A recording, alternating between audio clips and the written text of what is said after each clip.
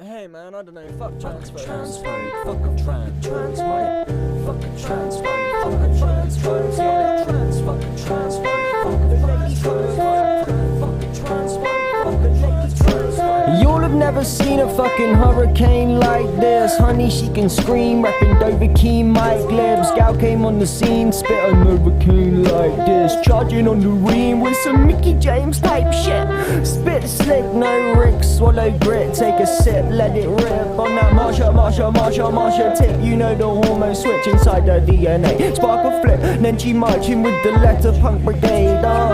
The dyke spits, call it life grips. If the hype fits, falling right with yes. Bam jam, that's the call for anybody with a soul that can hit a 4-4. Cause she been kicking and bricking since 1994. If you wanna test the jaw, bashing on the stone wall. Yeah, the bars have got a hit because the scum do crawl. And they've been slashing at her knees cause she grew too tall. But she just flipping TG, scheming mighty falls in a 3-ton whip, yelling fuck RuPaul. Take a chance, see brick and mortar fall like dripping water before a river daughter with all 4 quarters. Now that's a tall drink of water. She fought a lot of dirt bags to get the order, pulling sleep teeth till the truth come and the beat caught her. Loose lady, street porter, proof-rated and interboard. The news game of her recent slaughter, doomilate with a different trauma, new wave of a people's order. Yes.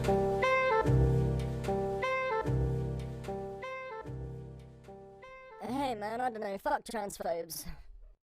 Really warm welcome to our speaker today. Laura Miles is the author of Transgender Resistance, Socialism and the Fight for Trans Liberation. Laura's going to kick us off for about 20-25 minutes, and then we're going to open up to the floor for discussion, plenty of times to chat. So over to you, Laura.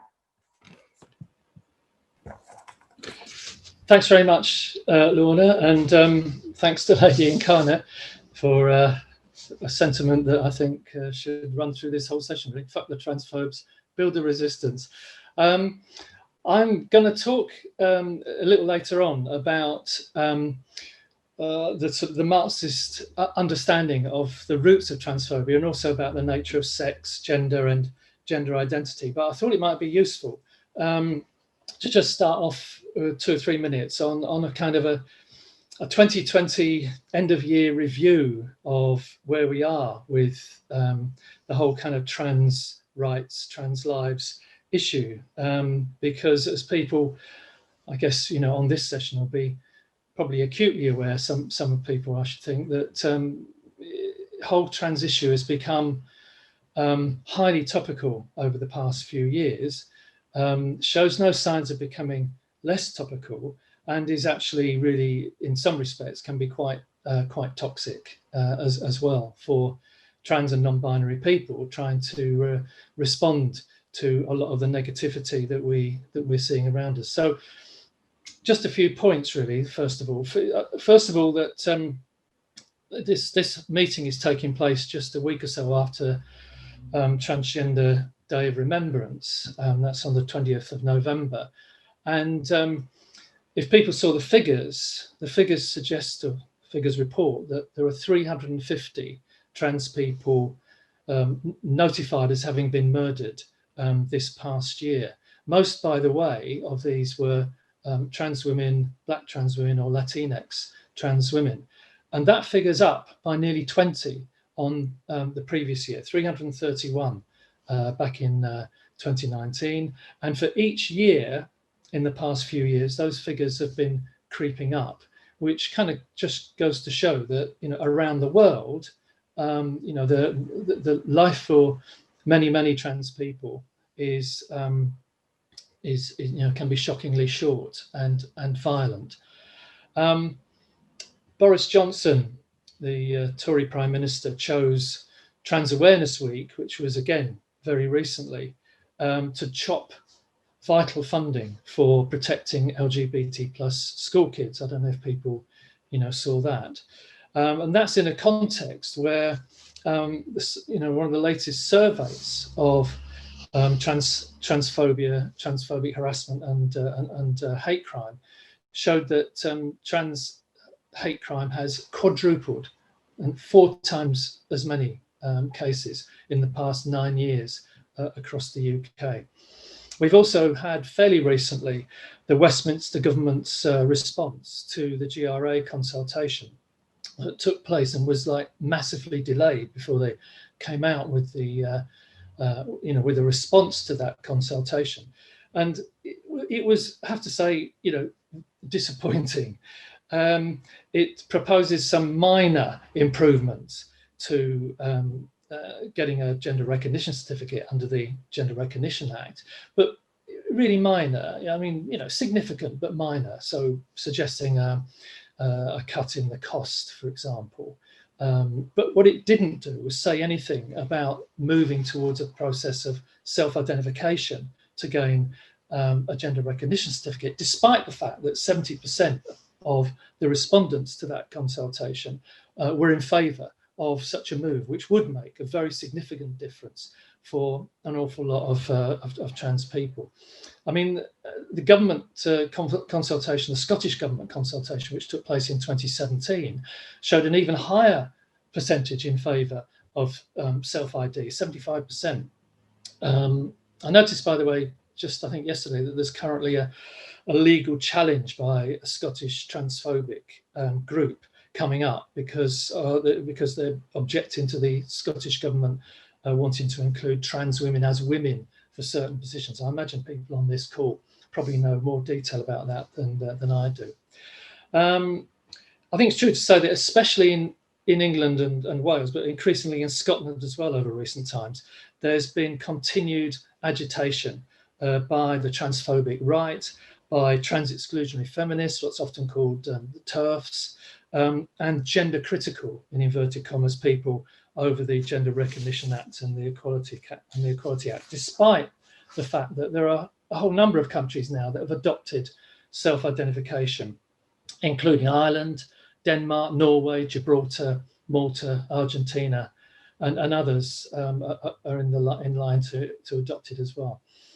There continues to be trans hostile articles and stuff in various newspapers, the Times, the Sunday Times, on Woman's Hour, even unfortunately in the Socialist Daily, the Morning Star. People earlier this year, right, I think early on in about February of this year, might have seen a really disgustingly transphobic cartoon that was published and which, caused a furore in the Labour movement, and they were actually forced to apologise for that and say that they were going to review their position on trans issues. But unfortunately, they have been consistently a mouthpiece for trans critical articles and organisations. We then had, on top of all that, we've had the whole impact of the COVID-19 pandemic, which I think for an awful lot of people, a lot of trans people, has meant, postponed appointments on top of the kind of long waiting times that people have had to endure to get appointments at gender identity clinics and so on, and often enforced lockdowns with perhaps unsympathetic families with all sorts of, consequences in terms of people's mental health and mental well-being and so on. Then, of course, there's been that whole furore over J.K. Rowling's transphobic tweets, and that led to open letters being published in the press, both from people who were supporting her position, claiming that she was somehow being silenced, which is bizarre given the platform that she's got to circulate her stuff, and from those who were opposing her position. There have also been a number of transphobic motions that have come up in Labour Party constituency, Labour Party meetings, for example, up and down the country, and there's been some big rows. Actually, I was cancelled from a political education meeting I was due to do about 6 weeks ago in one of the London constituency Labour parties. Somebody objected to me having been invited as the author of Transgender Resistance on the grounds that apparently I'm a member of the SWP, and that no doubt I'm a very pro-trans person, and I got cut out of that. I have to say that the LGBT officers who invited me were really angry, really upset by that. But That's one of the things to get upset about in terms of what's going on in the Labour Party at the moment. I mean, it's not all gloom, not all gloom. There were, for example, a whole series of really quite inspiring trans protests, trans rights protests during the summer leading up to the UK government's announcement. And I mean, there were a number of them: Newcastle, London, Liverpool. We had one in Leeds, organised through myself and some comrades in the SWP branch here. And it may be that, you know, those protests and that campaigning had some role in the government announcement not being as bad as an awful lot of people thought it might be. I mean, I have to say, there were people on some of the social media platforms I'm on, trans people, saying, you know, if it's bad, I'm going to leave the country. You know, people were getting that frightened and that scared of what, you know, the potential for ramping up transphobia is and what it means to people's lives. I mean, another positive really is that despite the transphobic onslaught in the media and so on, there are lots of people, especially young people, clearly having no trouble at all seeing the link between fighting racism and fighting transphobia. You know, you just look at the number of placards, Black Trans Lives Matter placards, for example, on the Black Lives Matter protests that we've seen, that fantastic movement that erupted, you know, in the middle of this year. And also those have appeared on some of the trans protests as well. So people make those links. And while there have been some attempts to raise transphobic motions in the trade unions and trade union movement, they've made, I think it's fair to say, they've made very little headway. And that when they've been raised in various union conferences in recent years, there's generally been big trans supportive majorities of delegates that have rejected those moves. Someone tried recently, last week actually, posting a transphobic petition on a platform, a Facebook platform that I'm on, A Woman's Places in Her Union. And that led to her being roundly condemned by just about every trade unionist on there, I think, and also a whole number of socialist feminists who came in support of trans rights. So I guess finally that, you know, a small ray of sunshine, I mean, a big deal, but certainly a small ray of sunshine has been Trump losing the US presidential election. I mean, that also raises questions of whether Joe Biden is going to overturn Trump's anti-trans and anti-LGBT measures that he's forced through in the last 4 years or so. And of course, you know, the fact is Trump only narrowly lost and has been shoring up his right wing and far right base with, you know, the narrative that the election was stolen. And yeah, it's a reflection of the massive degree of polarization in America and elsewhere. So that's where we're at, I think. So have a couple of questions I've just kind of going to try and respond to. Really.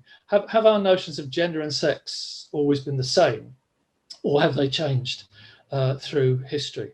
The early chapters in the book, you know, do spend a bit of time addressing this sort of issue. I mean, the short answer is that notions of sex and gender, yes, have varied enormously through time and place.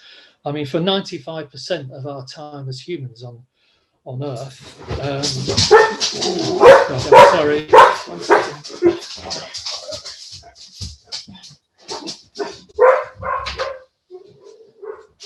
Oops, I'm really sorry about that. The dog was calm and asleep until somebody knocked at the door. Okay, for 95% of our time, we were nomadic hunter-gatherers.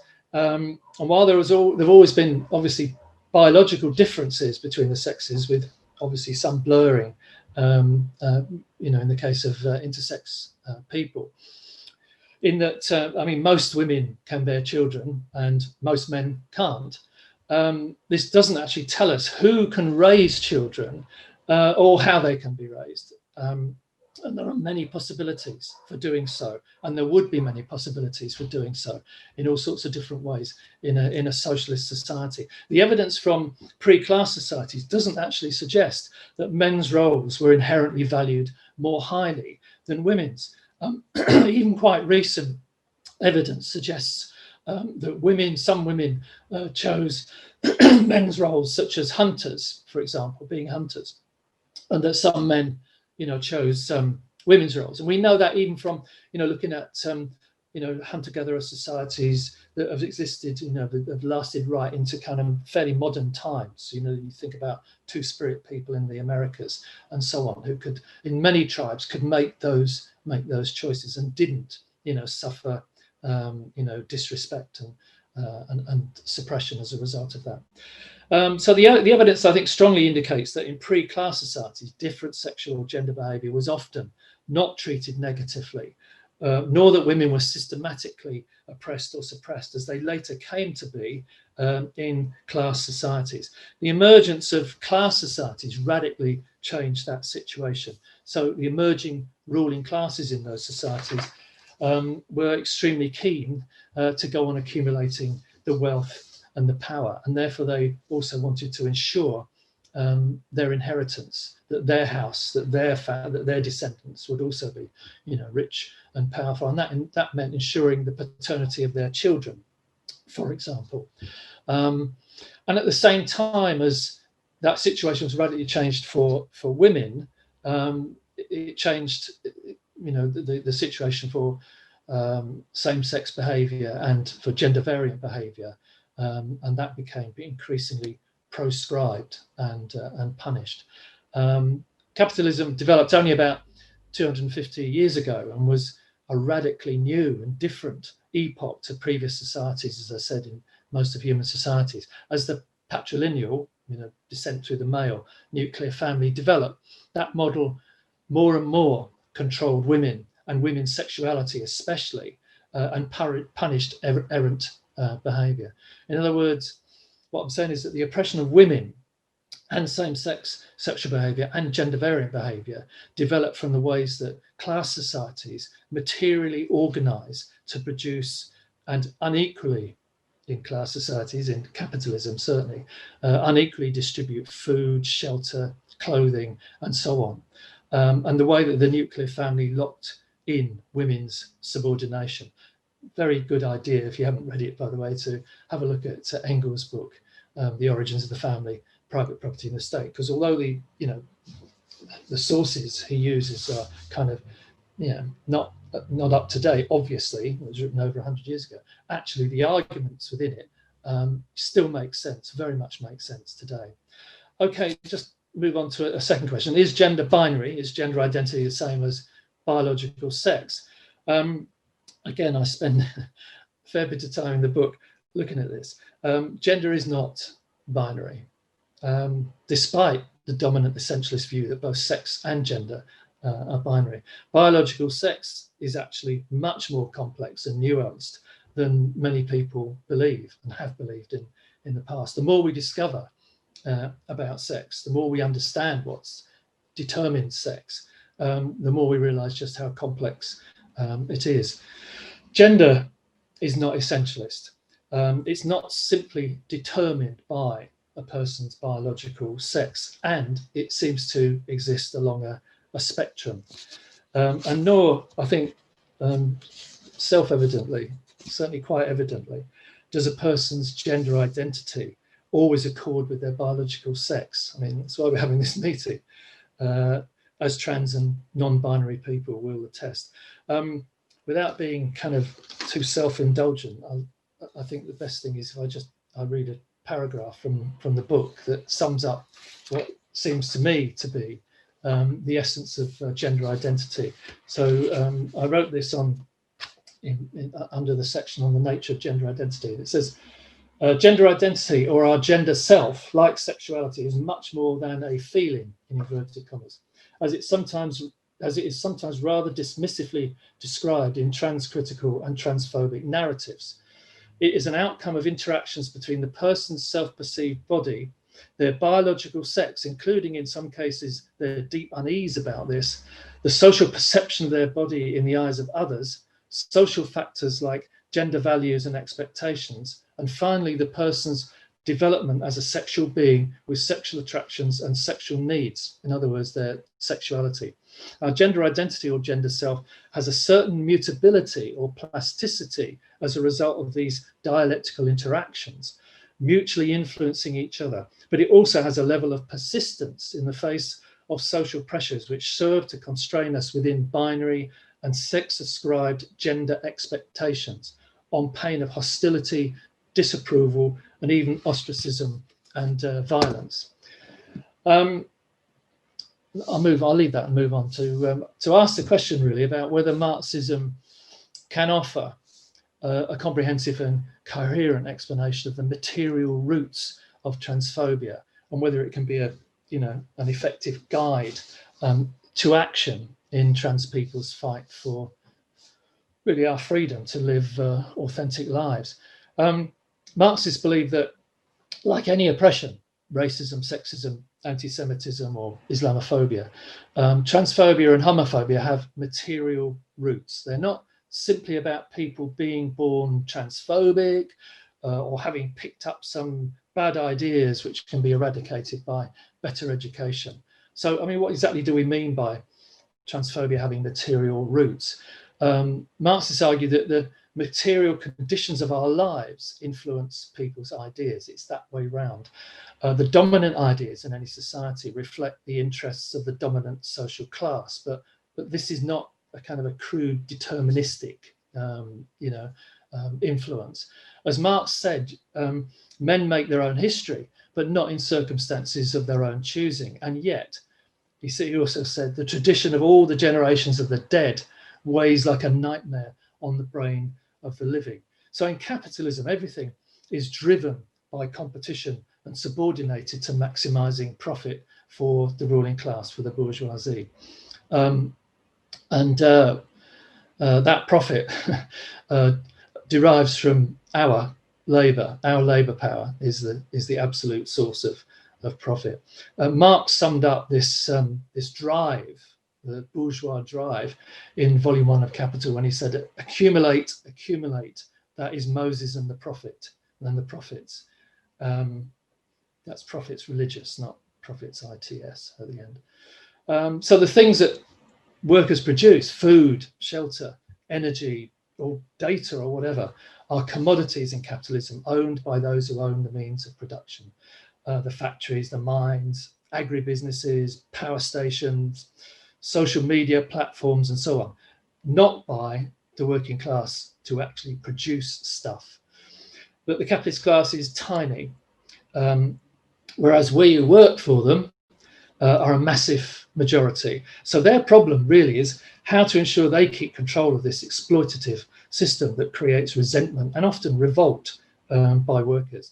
They've got their armies, the police, courts, and so on to put down opposition and revolts. But another kind of less open but key way of trying to keep control is by dividing the working class as much as possible, especially in times of crisis like now. I mean, we've just experienced how ruthlessly they do this in the way the establishment and Labour right have vilified Jeremy Corbyn by weaponising exaggerated claims of anti-Semitism in Labour. And they're now extending that attack to the whole of the socialist left. So various oppressions play key roles, othering some groups, getting some people to believe they're better because they're white or men or straight or cisgender and normal, or this ethnicity rather than another. Oppressions come, in other words, from the top, driven by right-wing ideologies and organisations who support capitalism. Think of the Pope, Catholic Church, the US evangelical Christian right, Trump, or fascists like Marine Le Pen, or a whole range of right-wing populists and so on. They focus hostility and hatred on identifiable others who are perceived as threats or subversive or inferior in some way. In response, Marxists echo the words of the Warsaw Ghetto fighter Marek Edelman, who in saying that we're with the oppressed always, with the oppressor never. And this should be the starting point for fighting transphobia for any socialist worthy of the label. An injury to one is an injury to all, and that deserves our solidarity. Unfortunately, though, it's not the case that one oppressed group naturally supports another. Socialists therefore have to consciously argue against any idea that the rights of one oppressed group, like women, can be played off against another's, like trans people, or that we can stay silent when any oppressed group is under attack. And both women and trans people are clearly under attack from the right and the far right, and being scapegoated in a world characterized by existential climate and environmental crises, made more intractable by the deep crisis of neoliberalism. I'd argue that Marxism offers a comprehensive and coherent explanation of the roots of transphobia and why it's emerged in class societies. We need theory to guide our practice in fighting transphobia and achieving trans liberation. Inadequate theories or misunderstanding the roots of the transphobia risks leading people into political blind alleys, I think. Nevertheless, it is true that Marxist explanations of oppression are contested, generally by various identity theory approaches. Such approaches like privilege theory, for example, or intersectional theory, have real, and I think, fatal drawbacks, because they argue that only those who experience oppression can define it or resist it. They want each oppressed group essentially to have its own movement independently of a class basis. And they propose that change comes through a focus on the individual, challenging privilege, for example, in oneself and other people, such as the privilege in inverted commas of being cisgender or male or white, whatever. Fundamentally, they reject the Marxist view of the centrality of class, or that class struggle is the motor of change and progress, and the working class is the key agent for change. Marxists recognize a really fundamental truth, which is that people change their ideas most fundamentally through the experience of class struggle rather than through individual consciousness raising.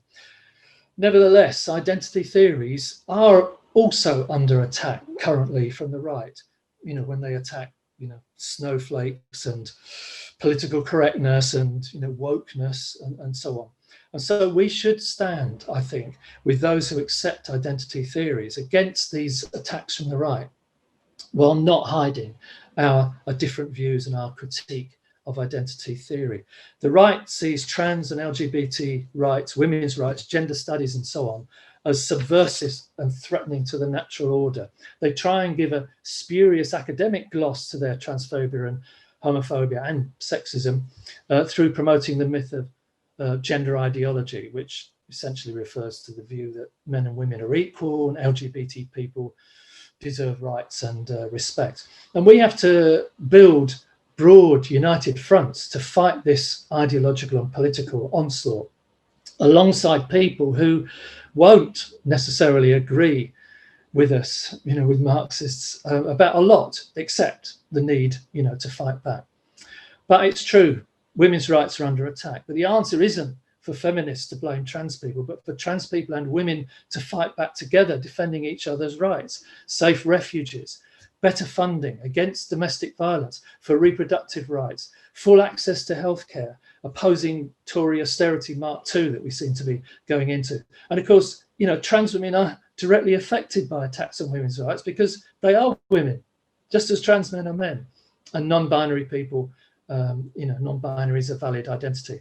It would be, frankly, the height of stupidity to allow different understandings of the roots of transphobia to undermine the common struggle we need in opposing the Tories and the transphobes. A victory for one group is in reality a victory for all oppressed groups. A defeat for one group makes it harder for other oppressed groups to defend themselves. The revolts by working people that we've been seeing around the world in various countries, in Chile, in Bolivia, in Hungary, for example, over abortion rights, etc., raise the hopes of all workers and all oppressed groups. The mass demonstrations we saw by women and men defending abortion rights in Hungary meant that the far right demonstrations on their Independence Day recently were much smaller than last year. In other words, those struggles led to a gain for workers as a whole, for the working class in Hungary as a whole, for LGBT plus people, and also as a blow against rising anti-Semitism. So, concluding remarks, what do we conclude from this situation? Firstly, I think that the current deepening economic crisis, escalating unemployment and inequality, rising numbers of children going hungry, in the coronavirus pandemic and the climate crisis is extremely threatening to all oppressed and vulnerable people, and demands that we organise the biggest possible united working class resistance. So, you know, I have to say, shame on anyone on the left who fails to see this, and who effectively colludes with or gives cover to right-wing agendas targeting trans and non-binary people. Secondly, the fate of trans and non-binary rights, and crucially the possibility of trans liberation, is intimately bound up with the interests of the working class as the revolutionary force capable of overthrowing capitalism. Socialists try to learn from history. History teaches us that when the working class is fighting back and winning, oppressed people win too. Big example here is the Russian Revolution in 1917, which, you know, within 2 months of that revolution, homosexuality was decriminalized, also big gains for women and women's rights and so on. But when the class loses, oppressed people pay a terrible, terrible price. Think about the price that Jews and gays, for example, in 1930s Germany, the price they paid for the 1933 Nazi victory and the defeat of the German working class. Third and final point, really, trans liberation, I'd argue, is not possible within capitalism, although some trans rights can clearly be won.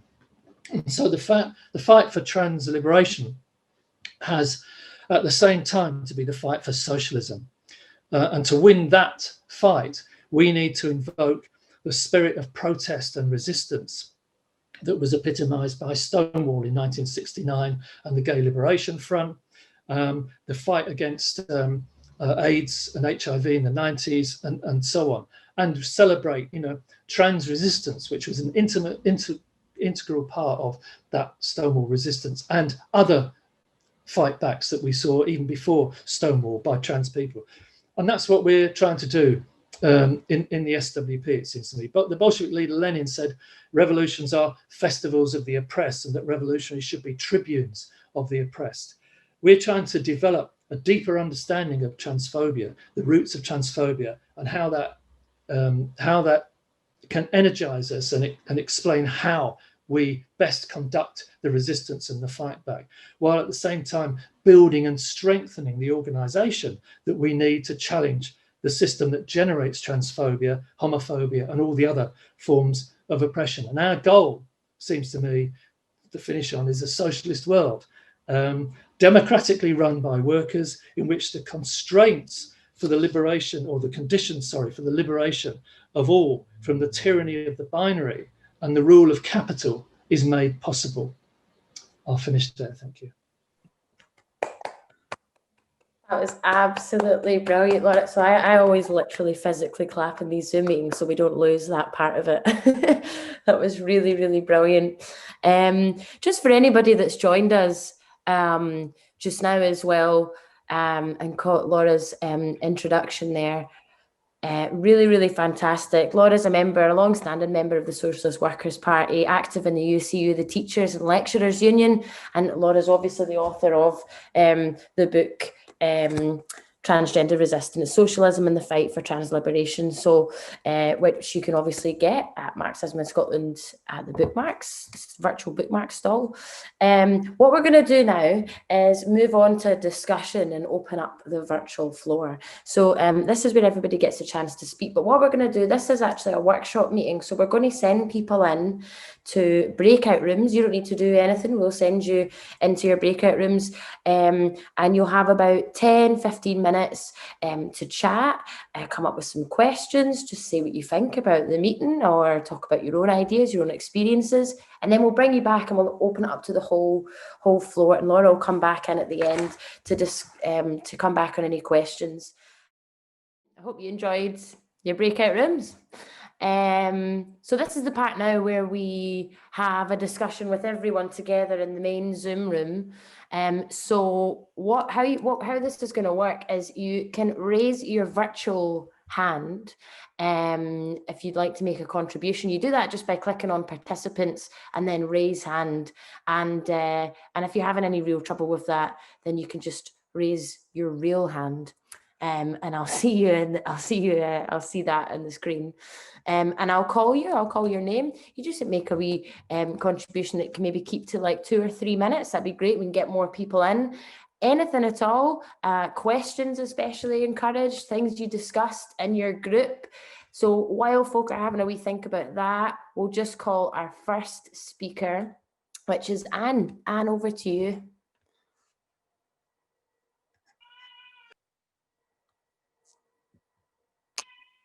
Is that me? That's you. Oh, great. I've actually managed to press the right buttons for a change. Right. I think Annie McRae held our wee group together. That I don't really like Zoom, isn't it? Not the best. But anyway, there was some nice contributions, and already I've even learned more, which is always great. I was agreeing with Annie that I'm a bit sad about a lot of my feminist friends. For donkey's years we've been friends, and we disagree on these very important issues. We were part of what I would describe as a women's movement. We set up the first women's aid refuge. I'm very upset about J.K. Rowling. I'm very upset about her pseudonym. If she didn't mean it, could she at least apologise? My feminist friends, some of them have turned into fans of J.K. Rowling's, despite her great wealth and her stance in Scottish independence. I don't really understand it. Won't go down that road too much, but I'm very sad about it. So I want to learn, and I'm with Annie. I want to be able to, in a friendly way, because I'm always friendly, challenge some of the concepts that the trans-exclusionary people are coming up with. Because we had a Bible called Our Bodies Ourselves, and I've learned a lovely wee phrase in the breakout group called bodily autonomy. So how could we have this Bible called Our Bodies Ourselves, reproductive rights, women really being able to have a say in how they use their fertility, their sexuality, the whole bit? How can we then deny people their bodily autonomy? And it's really necessary for us to challenge this wherever we can. And I'll finish on this. The lovely wee phrase called our body, do nothing for us without us.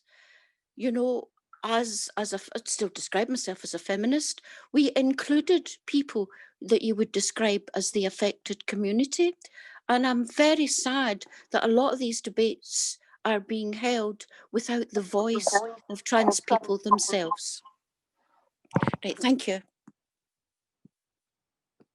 Thanks very much for that, Anne. Really, really good. I'll just say as well, before I bring in the next contribution, that on absolutely anything that you discussed in your breakout rooms would be great to hear. What kind of things did you discuss as answers to some of the questions?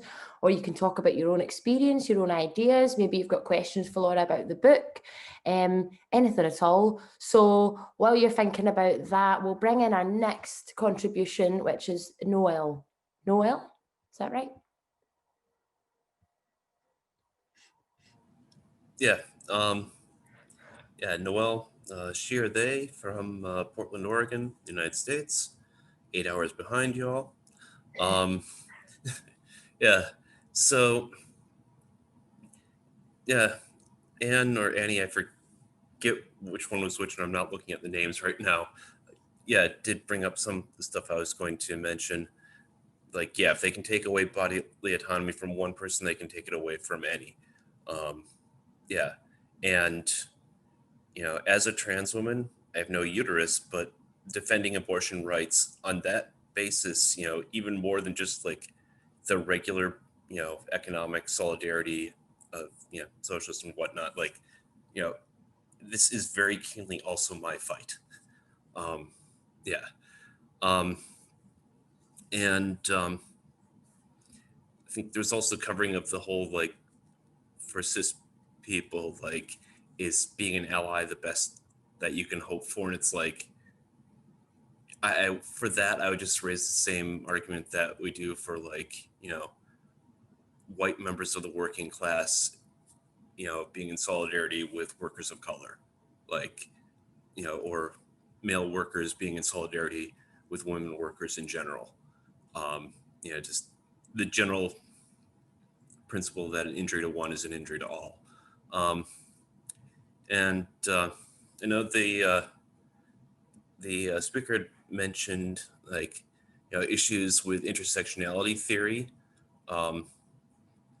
Yeah, one book that I would recommend is Holly Lewis's The Politics of Everybody. Like, basically her goal with that book was to, it was basically addressed to several, groups, basically, people who are coming from like a third wave feminist background, queer theory, and Marxism. It's like, coming from a Marxist point of view, like looking at the relationships between those bodies of theory and the histories behind them, and saying like how Marxism, it is actually the good framework for all of this. But it actually points out like the problem, like with the more formal theoretical meaning of intersectionality, where, you have like these laser beams of oppression intersecting from various angles, but, this, whereas like, no, like this all flows from class oppression and is used to reinforce class oppression. So it's not just coming from disparate random angles. It actually has, that same source, which of course is not to say that we don't fight the various oppressions, but, we also have to fight them by, fighting the source of these oppressions, which is class society. And we can only fight against, our class oppressors, in solidarity with all other oppressed peoples. And I will say, though, she also does express sympathy for those who are using the term intersectionality for like in this looser sense, and like Come up, Noel. Yeah, sure. And just like the instinct towards solidarity, which some meanings of that word sometimes imply. Thanks so much, Noel. That was really, really brilliant contribution. Absolutely agree with you. An injury to one is an injury to all. So I'm going to switch up the order just a wee bit. Before I call you in, Alan, I'm going to take Rabia first, and then it'll be Alan, and then you, Kate. So Rabia, over to you. Hi there. Thanks very much for your introduction, Laura, and for everybody taking part in the workshops. I was generally thinking, it's not really been mentioned as much about how transgender men are affected by, various things in society, their status and recognition, and about the oppression they're experiencing. It is on the agenda about transgender women, and we were talking in the breakout room how transgender women, if they want to access female changing spaces and changing rooms and clothes shops, etc., that I felt that was the idea that they shouldn't share those spaces was like through a hysteria that was whipped up by the right wing, saying that that's a threat to women. But I felt that personally, that the changing spaces, if you require a separate cubicle, it doesn't matter what your gender identity is. Everybody, if you want a separate cubicle, go to a separate cubicle. But I was just wondering, within that context, how's transgender men affected, and what are the issues that are arising right now? The main issues, because how all this media frenzy was whipped up about transgender women, and we were talking about feminists on the left who have supported the right-wing view about no access for transgender women to the changing rooms, etc., and in female spaces. But what about transgender men? What do we know about that? I don't really know enough about it. Great, thanks very much for that, Rabia. Alan, over to you. Yeah, we spoke about a lot in ours, and I think a lot of our discussion was about this TERF, idea that men use their privilege to become women, to go into these spaces, to then abuse women, and the statistics just show that that's just clearly not true. You know what I mean? It's not backed up in any way in fact. And Rabia was right. It's a right-wing propaganda idea basically to do this. It's just another way to divide the working class. You know, it's the same way they use racism. It's the same way they use all forms of oppression. They use this to divide us. And because trans people are becoming more vocal and because they're becoming more seen and they're pushing for more rights, and we're, you know, through, and like this is part of all the questions, but through the trade union movement, which is should be a massive support to them and should be used a lot, you know, because that's how we're going to win stuff, you know, as mass mobilization. You know, it won't just come from education. It will come from people on the streets actually fighting for it. They're so vocal now that the right want to attack them more. They see them, okay, this group is now being seen. Let's use them as a way to divide now. You know, they did it less in the past because they were, you know, trans people were more hidden, you know, because it was very difficult. So I think that's a massive part of it. One thing I want to say, just from an actual Glasgow perspective, I go to Glasgow School of Art, and our former, you know, director was a transphobe. She came out and said she supported J.K. Rowling, and the school didn't fire her or do anything. You know, they supported her at the beginning.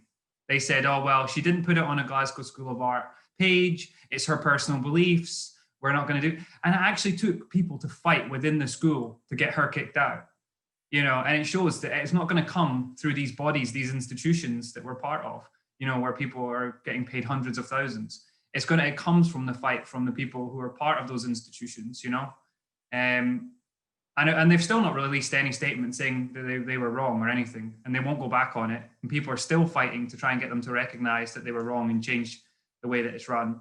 So I think, yeah, the truth is we'll have to fight for it. It won't come from the above, you know, it'll come from the people on the street and to like fight for the rights. And we can't just be allies. We have to be there on the front line with people. Absolutely, I agree with you there, Alan. Really well said. So we'll bring in the next person. Kate, over to you. Thanks. There's a bit of background, but I'll try to be loud. So one of the questions I had was, so it appears to me that there's sort of a lack of solidarity between trans people, gender variant people in the like global north and Western countries like the United States and the United Kingdom, with trans and gender variant people in the global south. For example, in Bangladesh, there's groups of individuals known as the Hijras who don't quite identify as trans, but are understood as gender variant. And they don't quite organize at the moment, are not able to organize as a political party. But I think are connected in the struggle, I guess, for gender justice worldwide. So I was wondering if Laura or anyone else had thoughts on that. And then two other things I wanted to say is that it seems like privilege theory is more common, at least in my experience, among trans people, like as a way to fight, as a like mode of struggle, as opposed to like Marxist and socialist points. And I was wondering, like, what, are there like, what are the ways that I suppose people can move from that privilege theory standpoint to a more Marxist standpoint? Yeah, I just bought Laura's book, so I just ordered it online. So hopefully that's one way to do it. And then the last question that I had was, it's kind of like I suppose I'll have answers from in the book, but the idea that transphobia keeps the working class divided, I don't think that this implies that trans identity isn't real. So like, how does one reconcile these two views? I'm trying to understand. Really great contribution, Kate. And as well, like you said yourself and your contribution, Laura will come back at the end, but people here feel free to come back as well on other things people have said. I'll take Duncan just now, but we've probably still got time for a couple more contributions. If you just stick your virtual or real hand up and I'll call you. Over to you, Duncan. Yeah, I think that privilege theory in many ways is the root of this. That feminists see men becoming women as an attack on their rights. That privilege theory, they've got their men have got privilege over women, and they're undermining it. It affected the gay community quite extensively, even to the extent that the gay group at Glasgow University doesn't have a public meeting on gay rights. Why? Because all the straight people have got their privilege and will not give it up. So the only people that have meetings on gay rights are the socialists and the SWP. I think what we say is not that they shouldn't have a right to fight. The thing is, it doesn't benefit men to have women oppressed. It doesn't benefit a man in a relationship with a woman to have low wages, no abortion, no contraception, and so on. That these rights benefit us all. You know, it's not just women that benefit from it, it's men that benefit from controlling fertility and so on. So I think we should reject this privilege theory and argue that to divide the working class is wrong. Unity is the way forward. And mass unity, you know, it's not just education that changed people. The reason why we got gay rights is because people protested, led by trans people. You know, the reason why there's a HIV program of any sort is because of the campaign from below. If it was left up to Thatcher, or left up to the Tories or Trump or whoever, there wouldn't be any HIV program. The PrEP would still be talked about instead of freely available. So we need unity. That's my point. And unity, mass unity from below is the way to do it. Absolutely agree with you there, Duncan. Really well said. Before I bring in the next speaker, Ross was having a bit of trouble raising his hand, so he's put a message in the chat there. Just to say to everyone as well, you'll notice this meeting's being recorded. If you don't want your contribution used in the video afterwards, then just send a wee direct message to tech support. You'll see that in the participants, just send a wee direct message. But, you know, and it won't be used, but just to say that we're only recording those speaking, not everyone in the room. And of course, obviously, you can make contributions by typing in the chat too. But Ross, I'll bring you in. Thanks, comrades. Yeah, a fantastic introduction by Laura. Just want to come in and bring in a couple of thoughts from our discussion. I think it's important to realise that this oppression against trans people has existed for thousands of years, and it still goes relatively unanswered in society, and we need to build that movement and show solidarity as Marxists. As history shows, this oppression's gone on too long. Capitalism is built on oppression, and this oppression comes from above. In society, we're always forced to look within ourselves to change things and not look to the ruling class that wield this oppression and controlling us and damaging our standard of living across the board. There's this class relationship with trans oppression, much like the oppression of women and racist oppression.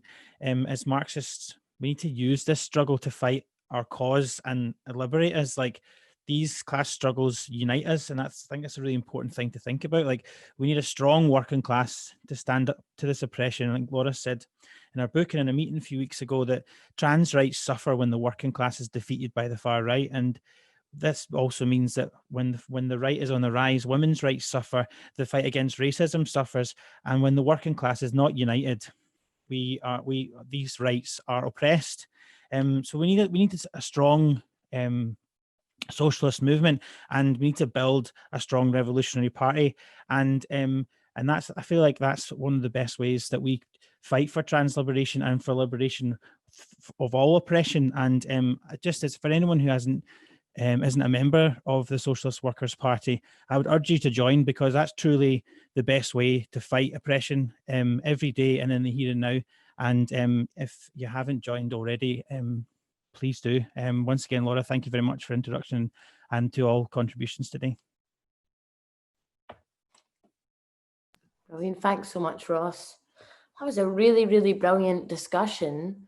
Really, really good. These are really important and very big questions as well. So it's been so great to have been a part of this, and thanks so much to everybody for taking part there. Before I bring Laura back in to sum up and come back on some of those points. I've just got a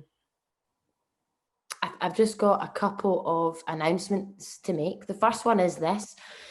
Some of you might be aware that, as well as all of these online workshops and meetings that we've been hosting throughout the weekend, we've also got something that's called the Hub, and it's quite cool. It's basically a kind of online little space. It's a Zoom call that you enter, just like this one, except what it is it's basically a chance for you to go and to meet socialists in your area. If you've got questions about the Socialist Workers Party, if you want to go and visit a kind of virtual bookmark stall or a Socialist Workers Party stall, or if you just want to chat to somebody. It's trying to carve out that wee space, where after this meeting we would all normally go and have a chat and get a coffee and da-da-da. So we've put that into an online format, and that's what the Hub is. So a wee link to join the Hub is going to be posted into this chat, and we can continue our discussions there. I'd love to meet some of the folk in the call and chat more. I'm going to zoom in myself to that. So maybe catch some of you there. The second announcement I want to make is obviously, if you want to get, Kate's already on it. She's just gone and ordered one straight away. If you want to get yourself a copy of Laura's book, it really is fantastic. This was on my lockdown reading list. It's brilliant. And I hope you've had a real flavour for it today. This is where you can get it from the Bookmarks Socialist Bookshop. That's the website there, and you can also go and meet somebody in the Hub who will talk to you more about the bookshop. You can get this book, you can chat about other books, find out where you can do more reading. It is a really, really fantastic resource that we have for socialists, so go and check that out. Thanks so much everybody for that discussion. I'll bring Laura back in now to sum up. Over to you, Laura. Okay, well, thanks very much. That was a really good discussion with a lot of points that could take us all day. I don't expect the organisers will give me another 25 minutes to come back on them, so I'll try and deal with some of them. Some of the, I think, really interesting stuff that's been referred to. I noticed, by the way, that somebody in the chat said that it's a good idea to perhaps read the Engels book with Leacock's introduction to it, because it updates it, puts it in perspective, and I think that's good. And I think, because obviously there's also a discussion about whether Engels is relevant or is still relevant today in terms of what was written in the Origins and so on. And I think there is a debate about that. I mean, the SWP's position is that we are we think that he was right, despite the datedness of some of it, and obviously he had limited access to anthropological research and data at that period when he was writing in 1883, whatever. So I mean, you can actually look at some of the discussion around the relevance issue. Chris Harmon, the late Chris Harmon, who was a leading member of the SWP till his sad death some years ago, had some comments to make in his book on a people's history of the world and so on. I think that's worth going there as well.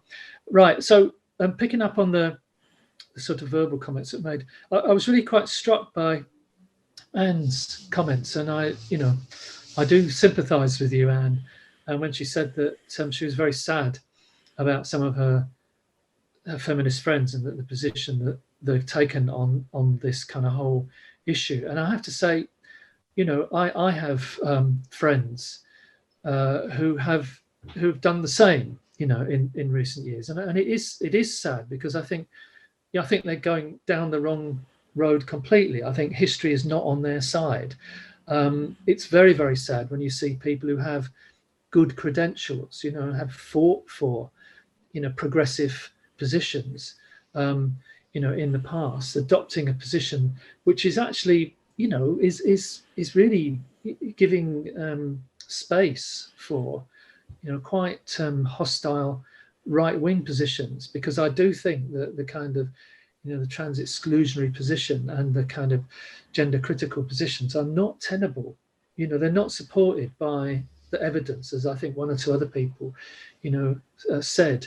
and referred to in their contributions. I do think it's right that we debate with people around us, that we don't, shout at them and whatever. I don't think it's right. For example, I don't think we should be no platforming people who have, transcritical views. I think you should only no platform fascists, frankly. And they're not fascists, however wrong we think they are, however dangerous we think the ideas are for trans people. They're not fascists. And I think we do debate them. But I think there's a limit to that as well, actually. I mean, I'm personally not prepared to debate with somebody who wants to deny my existence as a trans person. I'm not going to be put in a position where, I'm there somehow to justify what I am, who I am. I might discuss the evidence and so on, but I'm not going to debate in that form. And I don't think there are many trans people who will do that either. I absolutely agree with Anne about the contradictions of the question of bodily autonomy. And I have actually, I think I've pointed this, I've made a point of referring to this in the book, because how come it's okay to defend bodily autonomy when it comes to reproductive rights, but it's not okay, apparently, for trans people to decide to change their bodies, to access hormone treatment, endocrinological treatment, or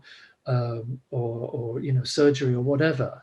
Somehow that becomes unacceptable. That is described as mutilation, when in fact, I think as socialists we should be defending people's rights to make choices about their bodies, without condition, really. And I think she's right when she said that, that there's a great deal of debate about trans peoples and trans rights, and that we should really defend the position of, do nothing for us without us. Our voices should be heard. I think Noel was absolutely right to talk about abortion rights being also, our rights as, our rights. And talking about, it does raise the question of kind of allyship, doesn't it? Which was one of the questions in the workshops. And I think I'm quite suspicious about talk about allyship, because I think it's a term that's very common among oppressed groups currently. You see it in social media around Black Lives Matter, for example, where people talk about being allies, and the best you can do is be an ally. Well, actually, hang on a minute. I think it comes back to something that another comrade was saying. Was it? I think it might have been Duncan, who was saying that actually, because we don't see trans people alone as benefiting from trans rights, or women alone benefiting from, women's rights, we see the whole of the class benefits from those rights. Yeah, it's a class. These are class issues, and if we win things, advances, rights, and so on, then the whole class actually, does benefit. And so, allyship to me is the kind of the wrong term. We should, I think, as Noel was saying, talk about solidarity with oppressed groups. Trans people are actually part of the working class, largely. There are clearly exceptions, as in any oppressed group, but we defend all trans people's rights, and the bulk of trans people are part of the working class and will benefit from the successful struggles of the working class. Rabia raised the point about trans men, and I think in the talk, I probably tended to talk most about trans women, because much of the discussion and the debate is around, trans women's access to single-sex spaces and so on. That's the way the debate tends to be framed. But actually, there are also issues around trans men's access to spaces as well, and they do come under attack from people who object to them being, in public toilets, gender-appropriate public toilets. So we shouldn't erase them. And they do come under attack, actually, from certainly some lesbian separatists who make the criticism of trans men that they are somehow deserting lesbianism, and they are in doing so kind of contributing to erasing lesbianism. Something which I think, clearly, most trans men will not agree with, I think quite rightly. Alan talked about there's no evidence to suggest that that men will use somehow their privilege to gain. This is the criticism being made often, isn't it? That will use their privilege to use self-identification to gain a gender recognition certificate to get into women's spaces and then attack them, ogle them, or whatever.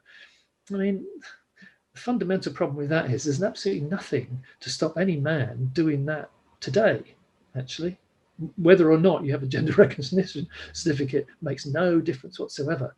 A man, if he so desired, could do that, could dress as a woman, could try to enter those spaces. So it's a non-argument, is this. Plus, the evidence that trans people are, have attacked native women, cisgender women, in those kind of situations and contexts is really absolutely minimal. I think there have been like one or two cases that I was aware of when I was doing research for the book, and one or two since. But I mean, literally, it is one or two. It is a safeguarding issue which has been blown out of all proportion for propaganda purposes, really. And there is really no serious evidence that that happens, or that it would happen. If gender recognition certificate was slightly more easily available. Actually, trans women and trans men have been using gender appropriate facilities, changing rooms, toilets, and so on, for decades. Actually, it's only now that it's become apparently an issue by those who oppose those rights. Kate, I thought, very interesting contribution. I'll try and sum up in a couple of minutes now. Kate raised the question of solidarity between trans people in the West, if you like, and those in other parts of the world where gender variant communities have existed for quite some time. However, actually, those societies, those groups, do tend to be pretty marginalized. They're generally not kind of part of mainstream society. They find difficulty getting jobs in the mainstream economy, for example, rather than having to beg or engage in sex work or beg, some other street activity and so on. So it's difficult, but I do think she's right. I do think there needs to be more solidarity. I think the way we can begin to do that is through things like trans prides, for example, being not just parades, or prides in general, not just being parades and fun days and so on, but actually having a purpose of building solidarity with people around the world who are often in dire situations as trans or LGBT plus people in general. Those should be about solidarity. Those should be about building links, links of solidarity with people around the world, because it's a common struggle, and we face it in different ways in different societies. I also think she's right that privilege theory is more commonly accepted than Marxism among trans people. I think that's right, but I think that's true of all the oppressed groups, and we can't claim that most people accept what I've been arguing earlier today. But it's a question of whether we think that's right, and then how do we argue that? We need to argue that with people if we're going to successfully build the kind of movements that we need and transform society in the way that we want to do that. And I think that also links into the points that Duncan was making about who benefits. We do have to ask, when it comes to privilege theory, and people talk about privilege, that those with privilege benefit. Actually, hang on a minute, do they really? Really, what happens is, that's not the case. In fact, we don't accept that men benefit from women's oppression. or that cisgender people benefit from trans oppression. Actually, everybody loses. When you think of it, the real objective interests of the working class, you know, everybody loses when those rights are taken away and under attack. I think I'll kind of finish on that. I'll probably run over yet again, but just to finish with the notion, I suppose a kind of a rallying call, really, just to repeat that I don't think, and this is the whole thrust of the book, really, that trans liberation is possible. If we want trans liberation, I don't think it is possible within capitalism. We can win certain rights, and we can sometimes successfully defend those rights, but we're always under threat of those rights, like any oppressed group's rights, being attacked and being taken away when the system goes into crisis, as it is now. And those, you know, the ruling class try and scapegoat or roll back the rights that we had. And the only way that you're going to be able to guarantee that the conditions exist where those rights are not going to be attacked and not going to be rolled back is a wholesale transformation of the society that we live in, a wholesale transformation of the capitalist system where our side, the working class, is in power, and that it has no interest in dividing itself. It only has an interest in, you know, in unifying itself.